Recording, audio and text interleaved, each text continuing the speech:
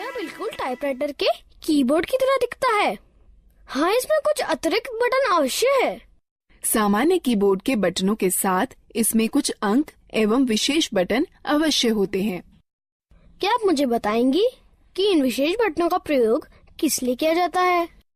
अंक बटनों की सहायता से कैलकुलेटर की भांति कंप्यूटर में अंक भरे जाते हैं। नेविगेशनल बटन मार्गदर्शक बटन होते हैं जो मॉनिटर पर पेज देखने में सहायक होते हैं। प्रोग्राम में पेज अप बटन विषय के दिखने वाले भाग और कर्सर को स्क्रीन पर आगे बढ़ाता है। प्रोग्राम में पेज डाउन बटन विषय के दिखने वाले भाग और कर्सर को स्क्रीन पर पीछे करता है।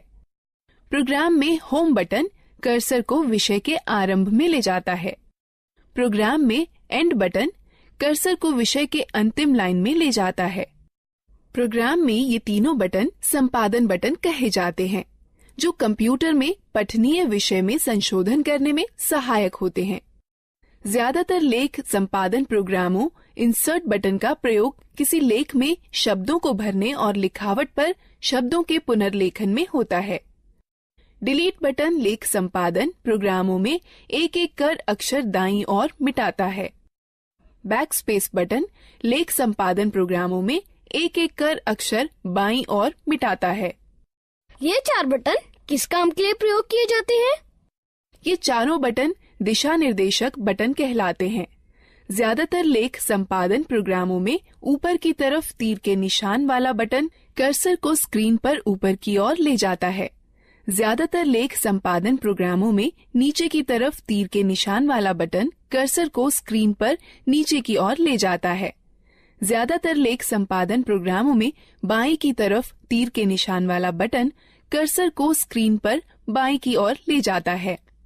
ज्यादातर लेख संपादन प्रोग्रामों में दाईं की तरफ तीर के निशान वाला बटन कर्सर को स्क्रीन पर दाईं की ओर ले जाता है। क्या तुम F1 से F12 तक के बटनों को देख रहे हो? यह बटन फंक्शन बटन कहलाते हैं।